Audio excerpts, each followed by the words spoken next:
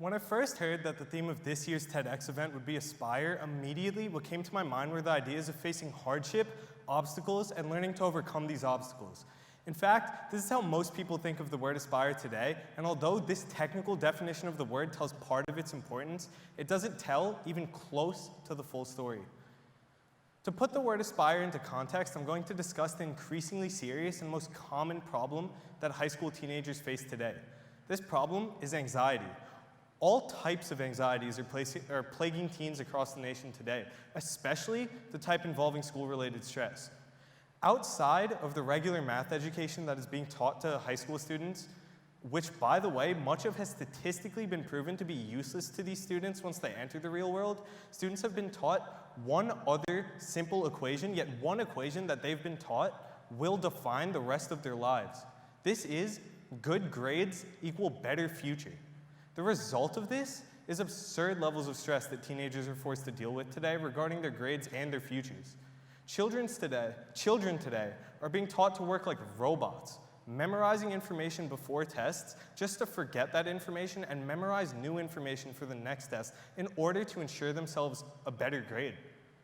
In turn, these same children are essentially socially isolating themselves simply to achieve greater academic success. But how does socially isolating yourself, as well as this repetitive process of memorizing and forgetting information, truly allow you to succeed in the real world? The simple answer is that it doesn't at all, and that moreover, it actually deprives you in terms of your ability to communicate with others, as well as your ability to grasp new concepts and think analytically. Children are being taught that this number, or that this average, or that this percentage, or this GPA defines who they are or what their futures may hold. But why is that? Children today are being taught, so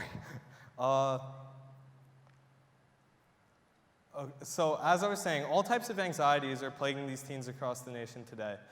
And teens aren't being given the chance to explore their own interests or hobbies or their passions.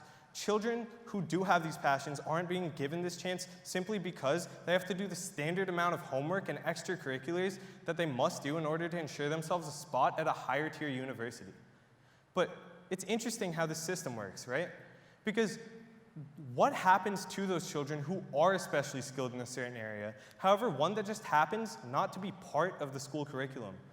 What happens to the one child who may not be the best at memorizing information for a multiple choice test, a simple A, B, C, D answer, yet may be the strongest critical or analytical thinker you may ever meet in your life? What happens to that morally perfect child who, if put into the spotlight, could significantly change the direction our country is going in, yet simply can't meet that A or A+ threshold to be put into an honors or AP level class? Just what happens to these children? They become discouraged about themselves as human beings, unmotivated, and most disturbingly, they lose hope in their futures. These children aren't being given the chance to explore their interests, and this is absolutely disgusting. The school system, so that one child who may have been able to go into the world, who may have been able to get a job that he truly is passionate about, who may have been able to go out there and find the cure for cancer, is now sitting at home working a regular 9-to-5 job simply because medicine wasn't studied at his high school. That one child who may be so morally perfect and may not have any bad intentions whatsoever, who, if put into a position of power, could significantly change the way the world works, is now just working alongside that potential cancer cure simply because there's no way in high school to measure morally acceptable behavior. So in the end, what does high school actually measure about who you are or what your future may hold?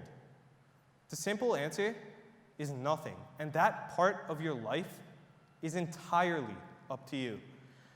If you are one of the many out there who's struggling in school, no matter how hard you may work or no matter what obstacles you are trying to overcome, do not let your grades get in the way of your perception of who you are or what your aspirations are. Keep your goals just as high as you wish for them to be, no matter what perception school may give you about yourself, because those goals are just as attainable as long as you work your absolute hardest to get there.